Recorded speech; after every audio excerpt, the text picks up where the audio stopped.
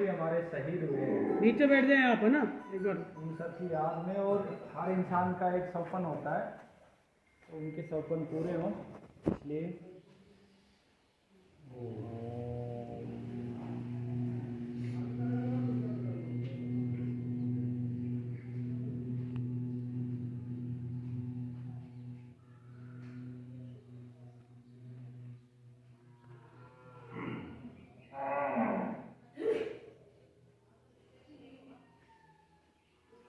बोलो भारत माता की वंदे मातरम। आज का बहुत ही पावन दिन है। हमारी आज़ादी की लड़ाई में सबसे महत्वपूर्ण योगदान देने वाले अमर बलिदानी नेताजी सुभाष चंद्र बोस का जन्म दिवस है आज। महापुरुषों को समय समय पे नहीं, हर समय हमें याद करते रहना चाहिए ताकि हमारे जीवन में कोई संकट ना आए। आज भारत इसीलिए संकट में है क्योंकि हम महापुरुषों को समय समय पे याद करते हैं। कभी जन्म दिवस पे याद कर लिया, कभी उनकी अंतिम दिवस जो मनाते हैं उस दिन याद कर लिया। अगर इसके विपरीत अगर हम महापुरुषों को हर समय, हर क्षण, हर सांस याद रखेंगे तो शायद कोई समस्या भारत ही नहीं बल्कि पूरे विश्व में नहीं रहेगी।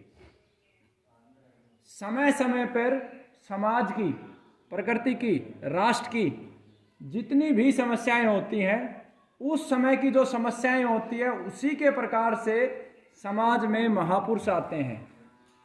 जैसे कभी समाज में धर्म के रूप में, पाखंड के रूप में अंधकार था तो स्वामी दयानंद सरस्वती आए।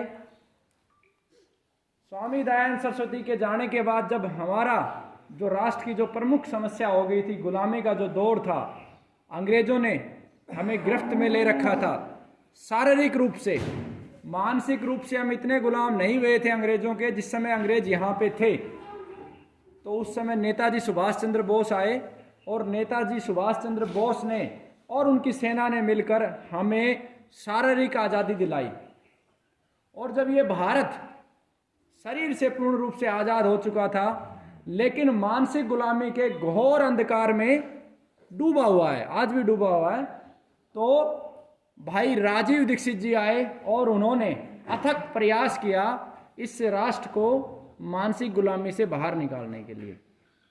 आज जितनी भी समस्याएं इस राष्ट्र की है वो सभी उसी मानसिक गुलामी के कारण हैं। तो हमें, जो मैंने मूल बात आपको कही, हमें हर समय हमारे महापुरुषों को याद रखना चाहिए और हर समय हमें हमारे महापुरुषों के मार्ग पर चलना चाहिए।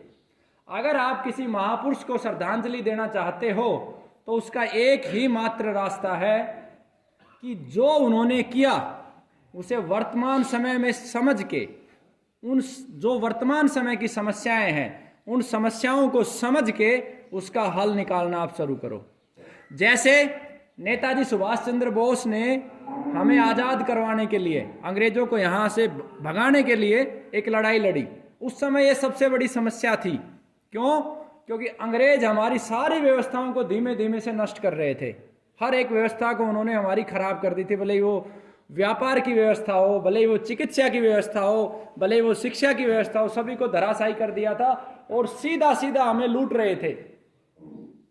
करों के माध्यम से हमें लूट रहे थे। हमारी जो संस्कृति है, हमारे जो संस्कार हैं, उनको नष्ट करके हमें बर्बाद कर रहे थे। और नेताजी सुभाष चंद्र बोस के जाने के बाद भाई राजीव दीक्षित जी आए और उन्होंने हमें समझाया कि आज भी हम आज़ाद नहीं हैं, आज़ाद आज भी नहीं है हम। आज़ादी का अर्थ क्या होता है, किस प्रकार से किसी राष्ट्र को सही मायने में हम आज़ाद कह सकते हैं। तो राजीव भाई ने जो हमें समझाया कि जितने भी हमारे शहीद थे, भले ही भगत सिंह जी हो, सुखदेव जी हो, नेताजी सुभाष चंद्र बोस हो, और जो ऐतिहासिक लोगों ने आंकड़े जुटाए 7,32,834 आज़ादी की लड़ाई में जो शहीद हुए हैं, उन सभी शहीदों के जो सौपन थे वो सौपन मात्र ये नहीं थे कि अंग्रेज यहां से चले जाएं, उनके सौपन थे कि जैसा भारत था वैसा भारत पुनः बने। और भारत क्या था? भारत क्या था? भारतीय संस्कृति क्या है? भारतीय संस्कृति, दुनिया में जितनी भी संस्कृतियां हैं वो सभी शोषण पे आधारित हैं, और हमारी जो संस्कृति है वो पोषण पे आधारित है। इन दोनों चीजों में भेद है। इस भेद को आप ऐसे समझो कि हमारे जो संस्कार हैं, हम चींटी को भी दाना डाल के आते हैं, हमारी छत के ऊपर हम पानी के बरवे भर भर के रखते हैं कि पक्षी पी जाए पानी, और हमारे पूर्वजों ने बड़े बड़े जंगल बनाए ताकि शेर और जो मांसाहारी जीव है वो वहां पे रह के खुश रह सके। हम चींटी से लेके और शेर तक को सुरक्षा देते हैं, सबको पोषण देते हैं, सबको संतुलित रखते हैं। हर एक परमात्मा की जो संतान मैं कहूँ, हम सबको बनाने वाले परमात्मा जो है उनकी जो संतानें हैं वनस्पति के रूप में है, जीवों के रूप में है और मनुष्य के रूप में है, और जो 5 तत्व हैं जल जमीन वायु आकाश अग्नि, ये सभी परमात्मा की संतान हैं। तो इनको सुरक्षित रखने का कार्य अगर कोई संस्कृति करती है, सभी की बचाने का अगर कोई कार्य करती है, तो वो भारतीय संस्कृति है। दुर्भाग्य से मुगलों के आने के बाद और अंग्रेजों के आने के बाद हम सभी जितने भी लोग भारतीय संस्कृति को मानने वाले हैं वो सभी एक तरीके से विकृत हो गए। वो ना भारतीय संस्कृति को मानने वाले रहे, ना मुगलों की संस्कृति को मानने वाले रहे, ना अंग्रेजों की संस्कृति। हम सब खिचड़ी हो गए। कह सकते हैं कि गधे और घोड़े के बीच का जो खच्चर है, हम सभी खच्चर हो गए। ना हमारी मूल संस्कृति पे हैं, ना हम विदेशी संस्कृति पे हैं, और यहीं से सारी समस्याएं शुरू होती है। मैं क्रमवार आपको बताऊं तो इस समय ये देश चिकित्सा के विषय के लिए आप आए हैं, चिकित्सा की सबसे बड़ी गुलामी इस देश पे है। हमारी जो मूल चिकित्सा पद्धति है उसके ऊपर मात्र 7% सरकार का बजट खर्च होता है, और 93% विदेशी जो चिकित्सा पद्धति है जिसका जन्म 100-150 साल पहले हुआ है उस पद्धति के ऊपर होता है। और उसका दौर आप अच्छे से देख चुके हो कि जो बीमारी मात्र 10 रुपए के अर्जुन की छाल से ठीक की जा सकती है, ये हमारी संस्कृति की देन है। हमारी संस्कृति ये कहती है कि पेड़ लगाओ, पेड़ों की रक्षा करो, जन्म दिवस पे पेड़ लगाओ, पेड़ों की पूजा करो, उनकी रक्षा करो, और विधि विधान से, यानी कि जब हमें पेड़ से पत्ता भी लेना होता है तो हम उससे अनुमति लेते हैं। जिस प्रकार से आपके घर से अगर किसी को एक रोटी चाहिए तो अनुमति लेके लेता है, उसी प्रकार से जब हम पेड़ से एक पत्ता भी लेते हैं तो उससे अनुमति लेते हैं। क्योंकि संसार में परमात्मा की अगर एक कोई भाषा है तो वो भावनाओं की भाषा है, और भावनाओं की भाषा इस सृष्टि में जिसके अंदर भी प्राण है वो सब समझते हैं। आप अपने आप को जब प्रकृति के साथ जोड़ोगे तो आपको पेड़ की भाषा भी समझ में आएगी, आपको एक गोमाता की भाषा भी समझ में आएगी, और कुत्ते की भाषा भी समझ में आएगी। भावनाओं की भाषा कॉमन है, और बीमारियां भी पूरी सृष्टि में कॉमन है। अगर पेड़ जो है वो बीमार होगा तो उसका मुरझाया मुरझाया सारा पत्ते होंगे। इसी प्रकार से मनुष्य भी मुरझाया मुरझाया होता है तो मतलब वो बीमार है। तो एक तरफ मात्र 10 रुपए की अर्जुन की छाल से 5 लाख रुपए बचाए जा सकते हैं, और दूसरी तरफ अगर किसी का हार्ट ब्लॉकेज हो जाए तो 5-6 लाख रुपए दे के उसको काट पीट के स्टंट डाल दिया जाता है। ये दूसरी चिकित्सा व्यवस्था की जो विदेशों की जो चिकित्सा पद्धति है जिसे हम एलोपैथी कहते हैं। तो आज पूरा भारत एलोपैथी की गुलामी से ढका हुआ है, तो हम कहाँ आज़ाद हुए? ऐसा कोई घर नहीं जहाँ बीमार नहीं, हर घर में 2-2, 3-3, 4 लोग बीमार हैं। ऐसी भारत की व्यवस्था, ऐसी आज़ादी की कल्पना हमारे शहीदों ने नहीं की। व्यापारिक दृष्टिकोण से देखा जाए तो भारत जब आज़ाद था उस समय पूरे विश्व में जब 100 रुपये होते थे तो उसका 33 रुपये यानी कि लगभग 33 से 35% भारत के पास था। आज भारत बुरी तरीके से कर्जे में डूबा हुआ है। देश के पास जो कर्जा लिया हुआ है उसका ब्याज चुकाने की स्थिति नहीं है। तो ऐसी आज़ादी की कल्पना हमारे शहीदों ने नहीं की थी। अगर सामाजिक और सांस्कृतिक रूप से हम देखें तो जो हमारी मूल प्रथा थी, पोषण, हर किसी का कल्याण, प्रकृति में हर जीव का भला सोचना, वो समाप्त हो चुकी है। आज भाई भाई में प्रतियोगिता है, भाई भाई से ईर्ष्या कर रहा है। अगर 4 कमरों का घर है तो वहाँ भी सुख शांति नहीं है, वहाँ भी प्रेम नहीं है। तो हम दूसरे जीवों को कहाँ बचाएंगे? जब हम हमारे अंदर आपस में ही प्रेम नहीं है तो दूसरे जीवों को कहाँ बचाएंगे? जहाँ एक छोटा सा उदाहरण देता हूँ, जहाँ हमारी संस्कृति में जन्म दिवस के अवसर पर बाड़, पीपल, नीम, पेड़ पौधे लगाए जाते थे, यज्ञ किया जाता था। यज्ञ जो है एक ऐसा विषय है जो ना केवल हिंदू के लिए बल्कि इस पूरी सृष्टि के लिए जरूरी है, क्योंकि जब 10 ग्राम देसी गौ माता का घृत हम यज्ञ में डाल के अग्नि के माध्यम से प्रज्वलित करते हैं तो लगभग 10 टन ऑक्सीजन जनरेट होती है, 1 टन ऑक्सीजन जनरेट होती है। अब ये देखो कि इसलिए हमारे पूर्वजों ने इसे महान कार्य बताया यज्ञ को, क्योंकि जब ऑक्सीजन जनरेट होगी तो वो प्रकृति में विद्यमान प्रत्येक जीव को देगी, पेड़ पौधों को भी देगी, गाय को भी देगी, भैंस को भी देगी, बकरी को भी देगी, मक्खी को भी देगी, क्योंकि ऑक्सीजन सबके लिए अनिवार्य है, और आपके दुश्मन को भी देगी। आपका जो दुश्मन है, जिसे आप दुश्मन मान के बैठे हो, दुश्मन तो हमारा कोई नहीं है, दुश्मन हमारा सिर्फ हमारा कर्म है। जो हम जब प्रकृति माँ के विरुद्ध जो कार्य करते हैं वही हमारा दुश्मन है, लेकिन जिसे हम हमारा दुश्मन मान के बैठे हैं उसे भी वो देगी। तो कितना पवित्र कर्म है। एक तरफ तो ये कर्म है जहाँ हम यज्ञ कर रहे हैं, पेड़ पौधे लगा रहे हैं, एक संस्कृति है, किसी गरीब को भोजन करवा रहे हैं, जीवों को भोजन करवा रहे हैं। और ठीक इसके विपरीत एक दूसरी संस्कृति है जहाँ हम शराब पी रहे हैं, जन्म दिवस के अवसर पर जहर रूपी कोल्ड ड्रिंक्स पी रहे हैं, केक काट रहे हैं, एक दूसरे के बेवकूफ़ों की तरह मुंह पे लगा रहे हैं, शराब पी के नाच रहे हैं, यानी कि सबका विनाश ही विनाश कर रहे हैं। तो आप खुद से अपनी आत्मा से पूछो सही क्या है और गलत क्या है। जब आपकी अंतरात्मा आवाज देगी तो आप हमारे शहीदों को सही मायने में याद कर पाओगे। उसके बाद अगर अर्थव्यवस्था के रूप में देखा जाए तो हमारे शहीद ये चाहते थे कि हमारा, जैसे भगत सिंह की बात करें तो भगत सिंह जी का सबसे बड़ा नारा था कि पूंजीवाद समाप्त हो। तो एक तरफ हम निरंतर पूंजीवाद को बढ़ा रहे हैं। किस तरीके से बढ़ा रहे हैं? एक गन्ने का जूस है जो एक गरीब किसान के खेत से आया है गन्ना, उससे एक गरीब व्यक्ति निकाल के पिला रहा है, और दूसरी तरफ बड़ी बड़ी कंपनियों के जूस है। उस गन्ने के जूस से आपको बहुत सारे पोषक तत्व मिलेंगे, विटामिन्स मिलेंगी, और हमारा पूरा देश मजबूत होगा। किसान से गन्ना खरीदा, किसान मजबूत हुआ, जिसने गन्ने का जूस निकाला वो व्यक्ति मजबूत हुआ, और जिसने पिया वो भी मजबूत हुआ। एक अर्थव्यवस्था का ये मॉडल है। और दूसरा जो विदेशी अर्थव्यवस्था का मॉडल है, एक कंपनी के अंदर 200 लीटर पानी के अंदर एक फ्लेवर डाला जाता है और फिर उसके अंदर जहर डाला जाता है। मैं उसे प्रिजर्वेटिव नहीं बोलूँगा, मैं बोलूँगा जहर डाला जाता है, और उस जहर को बढ़िया सी पैकिंग करके रैपर लगा के आपके सामने टेलीविजन के माध्यम से परोसा जाता है। और जिन लोगों को आपने हीरो मान लिया है वो इस देश के सबसे बड़े शत्रु हैं। जिन्हें आप हीरो मानते हो, भले ही वो अक्षय कुमार हो, अमिताभ बच्चन हो, और कौन कौन हीरो के नाम है मुझे ज़्यादा याद नहीं होते, वो मान लो, या फिर जो खिलाड़ियों को आपने स्टार मान लिया है, चाहे वो सचिन तेंदुलकर हो या विराट कोहली हो या युवराज सिंह हो, वो सब आपके साथ गद्दारी करते हैं। उनको भारत रत्न नहीं, भारत के सबसे बड़े गद्दारों का जो पद है वो देना चाहिए।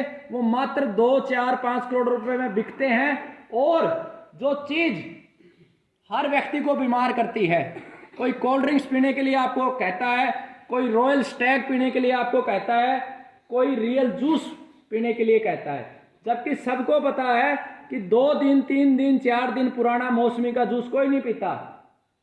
आप 20 दिन पुराना आटा खा के देख लो, अगर उसमें जहर नहीं डला तो उसमें कीड़े जरूर पड़ जाएंगे। हमारी ये दवा को लगातार आप 2 महीने 3 महीने रख लो, इसमें अपने आप कीड़े पड़ जाएंगे।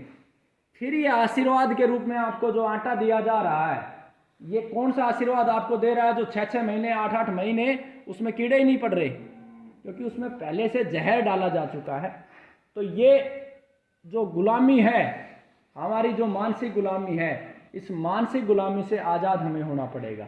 किसी भी रूप में लो, शिक्षा के रूप में लो, तो आप आज हम सभी, जो शिक्षा पद्धति मकोले ने भारत में इसलिए स्थापित की थी कि भारत को अगले 1000 वर्षों तक गुलाम बनाया जाए, और हम गुलाम है भी, क्योंकि जितना पैसा आप कमा रहे हो, जब भी आप कोई अंग्रेजी दवा प्रयोग करते हो तो सारा पैसा विदेशों में जाता है, जब भी आप कोल्ड ड्रिंक्स पीते हो तो सारा पैसा विदेशों में जाता है, जब भी आप फेयर एंड लवली या लिपस्टिक लगाते हो या और अंट पंट संट जो भी लगाते हो तो सारा पैसा विदेशों में जाता है। जबकि महिलाओं में कैंसर का सबसे बड़ा कारण लिपस्टिक और नेल पेंट है।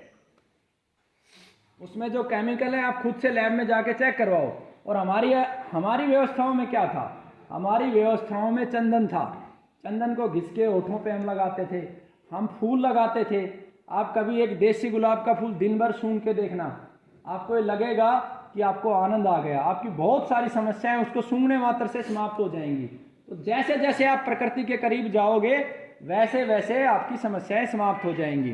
तो मेरा जो मूल भाव था आपको समझाने का वो मात्र इतना सा था कि आप अगर शहीदों को याद करना चाहते हो या शहीदों के लिए आपके मन में कोई भाव है तो उनको समय समय पे नहीं, हर समय याद रखो, हर क्षण याद रखो, हर सांस आप उन्हें याद रखो। और मात्र याद नहीं, जो उनके सौपन है, जो उनका दिखाया हुआ रास्ता है, वो वर्तमान समय के अनुसार चलना शुरू कर दो। क्योंकि उस समय नेताजी सुभाष चंद्र बोस को बंदूक उठाने की आवश्यकता थी, भगत सिंह को बंदूक उठाने की आवश्यकता थी। आज हमें वो उठाने की नहीं आवश्यकता, हमें हमारा मस्तिष्क चलाने की आवश्यकता है। हमें जितने भी विदेशी उत्पाद हैं इनको बाहर करना है। हमें अपने आसपास के लोगों से सामान खरीद के प्रयोग करना है। हमें अपनी माँ, आयुर्वेद, प्रकृति माँ के जो भी गव्य है उनका प्रयोग करके आरोग्य प्राप्त करना है। क्योंकि अब आने वाला जो दौर है वो बहुत खतरनाक होने वाला है। जितने भी बीज है ये परमात्मा ने बनाए हैं और इन बीजों को हाइब्रिड करने का काम विदेशियों ने किया। और उस हाइब्रिड बीज के कारण क्या प्रभाव आपके शरीर पे आया आप देख चुके हो कि भारत में लगभग हर साल 13 लाख से अधिक लोग कैंसर की वजह से खत्म हो जाते हैं। 130 करोड़ की आबादी में से इस समय मुश्किल से कोई 25-30 करोड़ लोग ऐसे होंगे जो दवा नहीं ले रहे होंगे। अन्यथा ऐसा कोई व्यक्ति नहीं है। शुगर के 8 करोड़ से ज़्यादा, किडनी के 6 करोड़ से ज़्यादा, श्वास के रोगी हर साल, हर महीने 50,000 लोग दम तोड़ देते हैं श्वास या दमा अस्थमा की वजह से। हार्ट की वजह से कितनी मौतें हो रही हैं। तो कहाँ है वो भारत? तो वो जो हाइब्रिड बीज आए उसके बाद अब सरकार ने वर्तमान में एक कार्य और किया है, आप सबको बर्बाद करने के लिए जीएम सीड्स की मान्यता देने जा रही है। और जीएम सीड्स वो सीड है जिसको खा के 10 साल जब आप लोगों को हो जाएगी, पता नहीं मैं रहूंगा या नहीं रहूंगा, उस समय भारत के किसी भी घर की तरफ आप देखोगे तो 3 कैंसर के रोगी मिलेंगे। 3 से कम किसी घर में नहीं मिलेंगे। क्यों? क्योंकि वो बीज अप्राकृतिक है, उस बीज को दोबारा नहीं उगाया जा सकता। आपके घर में कल्पना करो तुलसी का पौधा होगा और जब आप उसका बीज मिट्टी में लगाओगे तो वो दोबारा उगेगा नहीं।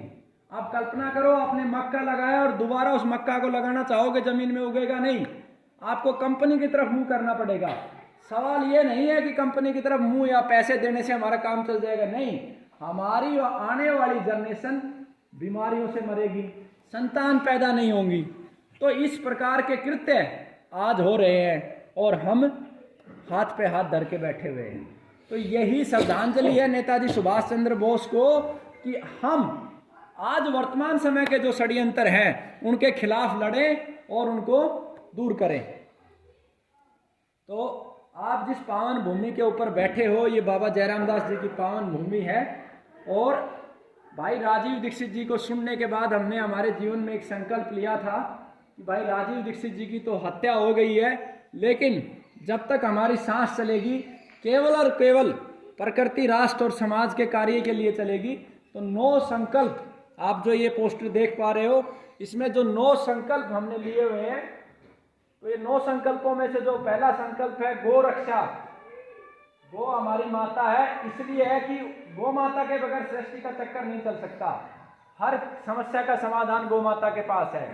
देश रक्षा, प्रकृति रक्षा और प्रकृति के संतुलन के लिए जनसंख्या नियंत्रण कानून, राष्ट्र के लिए एकता के लिए एक सिंगल कानून चाहिए, सब जीवों के लिए एक कानून चाहिए। अलग अलग कानून इस देश में आवश्यकता नहीं है।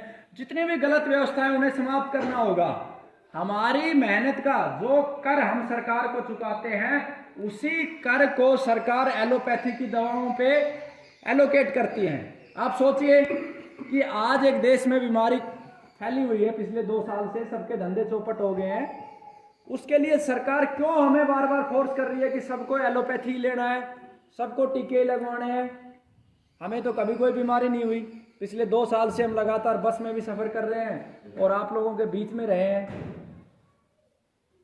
तो क्यों फोर्स किया जा रहा है? इसलिए फोर्स किया जा रहा है कि आपको पहले एक डोज दिया था, फिर दूसरा डोज दिया जाएगा, फिर आपको लगातार हर 6 महीने में 2 महीने में आपको बूस्टर डोज दिए जाएंगे, फिर आपको फिल्टर करने के लिए एक चिप लगाया जाएगा और आपको नियंत्रित कर लिया जाएगा। ये सब खेल हैं आपके साथ, आपके जीवन के साथ खेल है। अब आप धीरे धीरे देखोगे कि हार्ट अटैक के बहुत सारे केसेज आएंगे। छोटे छोटे बच्चों को हार्ट अटैक आएगा। कोई बीमारी ऐसी होती है कि आप बूढ़ों में आएगी, फिर जवानों में आएगी, फिर बच्चों में आएगी। ऐसा होता है क्या कभी? तो सब कुछ प्लान्ड है। अगर आप नेताजी सुभाष चंद्र बोस को याद करते हो, मानते हो, तो इस रास्ते पे चल पड़ो जिससे हमारा देश, धर्म, प्रकृति और समाज बच जाए। उसके बाद जितनी भी व्यवस्थाएं हैं गलत है उनको समाप्त करना और सही व्यवस्था बनाना, ये एक हमारे संगठन का लक्ष्य है। गरीब अनाथ बच्चे जितने भी रोड पे हैं, आपसे मैं निवेदन भी करता हूँ उन बच्चों को हमें दे दो, क्योंकि अब मुझे पता है आप यहाँ से जाने के बाद जो हमने बताया वो सब भूलने वाले हो। कोई हजारों में से कोई एक व्यक्ति होगा जो खड़ा होगा, क्योंकि परमात्मा सबको शक्ति नहीं देता कि उसका मनुष्य जीवन जो मिला है उसको वो सार्थक कर जाए। तो अनाथ बच्चों को आप हमें दे सकते हो। कोई भी बुजुर्ग ऐसा हो जिसकी सेवा कोई करने वाला नहीं हो, कोई अपंग हो, वो हमें दे सकते हो। वो भी हमारे एक संगठन का लक्ष्य है। भगत सिंह का स्वप्न था कि व्यसन मुक्त भारत हो, और आज दुर्भाग्य इस देश का ऐसा है कि बड़े बड़े हमारे जो देश के पूंजीपति लोग हैं उन्होंने हमें इस तरीके से गुलाम बना लिया है कि गाड़ी के बाहर, जो गाड़ी है उसके बाहर भगत सिंह का फोटो लगा हुआ है और अंदर बैठ के लोग रोयल स्टैग पी रहे हैं। तो मैं बार बार ये कहता हूं कि भगत सिंह की हत्या किसी अंग्रेज ने नहीं की। भगत सिंह के हत्यारे आप और हम हैं, क्योंकि किसी भी महापुरुष के लिए उसका शरीर महत्वपूर्ण नहीं होता। मुझे लगता है कि प्रत्येक महापुरुष के लिए उसके विचार, उसका लक्ष्य, उसका विजन, जो वो सोचता है। मान लो कल को मैं मर जाऊं और आप लोग मेरी तस्वीर लगा के मालाएं चढ़ाओ, फूल मालाएं चढ़ाओ, तो मुझे कोई संतुष्टि नहीं मिलनी। मुझे उस व्यक्ति से संतुष्टि मिलेगी, भले वो एक आंसू भी ना गिराए, जो इन कार्यों में लग जाए। और हर एक महापुरुष यही चाहता है कि जो उसके स्वप्न है प्रकृति, राष्ट्र और समाज कल्याण के, उसके लिए हम कार्य करें। तो आज देखो दुर्भाग्य, भगत सिंह को हर कोई याद कर रहा है और हर कोई शराब भी पी रहा है, बीड़ी भी पी रहा है, हुक्का भी पी रहा है, चाय भी पी रहा है। भगत सिंह भी ये कह देता कि शराब मुक्त भारत हो। उन्होंने व्यसन इसीलिए बोला कि वो 21 साल के इतने बड़े बुद्धिजीवी थे कि उनको पता था कि कालांतर में जो पूंजीपति लोग हैं हर वस्तु का नाम बदलेंगे। जैसे व्यसन के रूप, व्यसन का अर्थ ये होता है कि कोई भी वस्तु जो हमारे शरीर और मस्तिष्क के लिए जरूरी नहीं है उसका हम सेवन ना करें। जैसे शराब हमारे लिए जरूरी है, नहीं है। हुक्का, बीड़ी, गुटखा जरूरी है। लिपस्टिक जरूरी है, नहीं है। फेयर एंड लवली जरूरी है, कोई हुआ क्या गोरा। और अगर किसी ने कोई गोरा हो भी गया तो उससे क्या फर्क पड़ता है?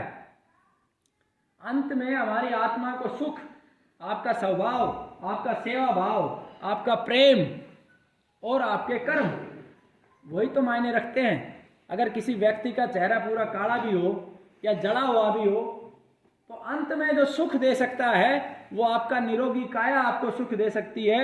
आपकी जो भावनाएं हैं किसी के प्रति वो आपको सुख दे सकती हैं। उसके बाद हमारे जो संगठन का लक्ष्य है कि प्रत्येक व्यक्ति को हम जागरूक कर दें।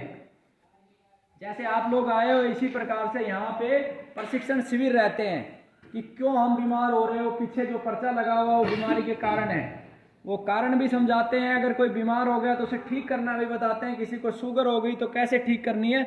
और वो 20 बिल्कुल निःशुल्क शिविर होता है। 1 महीने का भी चलता है, 2 दिन का भी होता है। तो आप लोग वो कार्य में भी सहयोग कर सकते हो, क्योंकि हम चाहते हैं कि भारत के प्रत्येक व्यक्ति को ज्ञान हो। संसार में 2 ही महत्वपूर्ण कार्य है, ज्ञान और बीज। सरकारें ज्ञान पे भी प्रहार कर रही हैं और बीज के ऊपर भी निरंतर प्रहार कर रही हैं। एक जो हमारा मूल लक्ष्य है कि भारत के प्रत्येक जिले में गुरुकुल की स्थापना हो। तो नेताजी सुभाष चंद्र बोस ने कभी नारा दिया था इस राष्ट्र को बचाने के लिए। क्या नारा दिया था? कि तुम मुझे खून दो। क्या दो? आवाज लगाओ आप। तुम मुझे खून दो, मैं तुम्हें आजादी दूंगा। और मैं आप सबसे ये जोड़ी करके कहता हूं कि मुझे 751 माताएं ऐसे बच्चे दो जो संस्कारवान हो और हर जिले में जाके गुरुकुलों की स्थापना कर सके। और अगर आपने इस मीडिया के माध्यम से मुझे 751 मात्र ऐसे बच्चे मिल गए जिनको सिर्फ दो ही ख्वाहिश है कि हमें हमारा जीवन सफल करना है और हमारी मातृभूमि जो है उससे सभी विदेशी व्यवस्थाओं को उखाड़ के फेंक देना है और प्रकृति माँ के चरणों में जाकर हमें इसकी रक्षा करनी है। और जैसा ठीक हमारे महापुरुषों ने सोचा था, हमारे शहीदों ने सोचा था, उनके सपनों का भारत बनाना है। तो मुझे ये सहयोग चाहिए आप सब लोगों से कि कैसे भी करके इस राष्ट्र में जो भी भाई राजीव दीक्षित जी को मानने वाले हैं, दयानंद सरस्वती जी को मानने वाले या अन्य किसी भी महापुरुष को मानने वाले हैं, वो 750 लोगों की आवश्यकता है जो हर जिले में गुरुकुल खोल सके। और अगर ये कर पाए तो मैं आपको एक निश्चित रूप से कहता हूं कि ये तो जरूरी नहीं है कि अगर कोई रोगी है तो उसको हम 100% ठीक कर पाएंगे, क्योंकि किसी का जीवन बचेगा या नहीं बचेगा ये परमात्मा और प्रकृति माँ के हाथ में है, हमारे भी नहीं है। लेकिन ये निश्चित है कि हम भारत को आर्थिक, मानसिक और सामाजिक रूप से आजाद जरूर कर देंगे। जो मानसिक गुलामियां हमारे ऊपर छाई हुई है अनेकों रूप में, चाहे वो चिकित्सा व्यवस्था के रूप में हो, शिक्षा व्यवस्था के रूप में हो, या अर्थव्यवस्था के रूप में हो, या सामाजिक परिदर्श के रूप में हो, या न्याय व्यवस्था के रूप में हो, उन सारी विदेशी व्यवस्थाओं को हम समाप्त करके अच्छी स्वदेशी, राष्ट्रहितैषी और प्रकृति के अनुकूल जो व्यवस्थाएं हैं उनकी स्थापना हम जरूर करेंगे।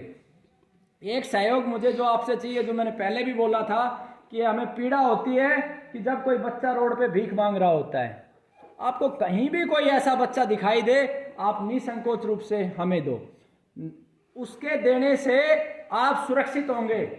इतना भी मैं आपको वचन देता हूं कि वो बच्चा मेरे पास आएगा तो आप सुरक्षित होंगे। वो बच्चा काम करेगा रिसर्च का कि आखिर लोग क्यों बीमार हो रहे हैं। ये जो 31 कारण निकाले हैं बीमारी के, उसी रिसर्च का परिणाम है। और आज ये गुरुकुल हमने 31 दिसंबर को यहाँ कार्यक्रम भी रखा था। हमें खुशी भी है इन बच्चों और कार्यकर्ताओं के माध्यम से बहुत कम समय में भारत के सबसे अधिक कैंसर रोगियों को ठीक करने का सौभाग्य इस गुरुकुल को मिला है। और ये लड़ाई इसी तरीके से जारी रहेगी तो वो दिन दूर नहीं है, भारत के प्रत्येक कैंसर रोगी को ठीक करने का हम सौभाग्य प्राप्त करेंगे। और इससे भी बड़ी बात मैं आपको कहता हूं कि कैंसर ही नहीं, अन्य किसी बीमारी, जितनी भी बीमारियां हैं, लोगों को हम बीमार होने से पहले ही जागरूक कर देंगे कि आप इस वजह से बीमार हो रहे हो। तो इन सब में आप सहयोग कर सकते हैं। अब आपका मैं ज़्यादा समय नहीं लूँगा, मूल विषय पे हम आ जाते हैं कि जिस विषय के लिए आप आए हो। तो बीमारियों का कारण मेरे को ना बताना पड़े, इसलिए मेरा निवेदन है कि इसका फोटो आप ले लेना। साथ में आपके पास कोई भी बच्चा है तो अपना मोबाइल जरूर दे देना, बिना सवाल किए। आपके मोबाइल से कोई पैसा नहीं निकालेगा, सिर्फ वो इतना करेगा कि आपको 3 अलग अलग चैनल है उनके लिंक दे देगा। आपके पास समय समय पे आता रहेगा कि अब इस सर्दी का समय मुलेठी का सेवन कर लो, हर्ड का सेवन कर लो, गुड़ खा लो, ताकि आप लोग बीमार ना हो। क्योंकि आप जब यहाँ पे पूरे देश भर से आते हैं तो हमें खुशी नहीं होती है, ठीक है। तो ये कार्रवाई आप कर लेना। दूसरा, भोजन को बड़ी शंकाएं रहती है कि क्या खाना है क्या नहीं खाना है। आपके कम से कम फोन अगर गुरुकुल में आएंगे तो हम अधिक से अधिक सेवाएं आपकी कर पाएंगे। होता क्या है कि रोगी 1 मिनट भी अपनी नहीं लगाता, ना अपने मस्तिष्क का इस्तेमाल करता है। एक वीडियो डाली हुई है कैंसर रोगी को क्या खाना है, उस वीडियो को सुन के लागू कर लो। पर्चे पे 2-3 चीजें हैं वो नहीं खानी है, जैसे बाजरा नहीं खाना है, जौ नहीं खाना है, चना नहीं खाना है इस समय। और खाने पीने के लिए पूरा क्रमवार पोस्टर लगा हुआ है, इसको आप लागू कर लेना। आप जितने कम फोन करोगे गुरुकुल में, उतना ये बच्चे ज़्यादा समय लगाएंगे रिसर्च पे, अच्छी क्वालिटी की दवा बनाने पे। क्योंकि फोनों की संख्या बढ़ने से हमें हर महीने 70 से 80 हज़ार रुपये खर्च करने पड़ रहे हैं सिर्फ फोनों को जवाब देने के लिए, ठीक है। तो ये सहयोग भी आप कर सकते हो। दवा लेने के 3 नियम है। आप राजीव दीक्षित गुरुकुल का यूट्यूब चैनल है, उस पर सभी दवाओं को बनाने की विधि आप घर पे बना सकते हो।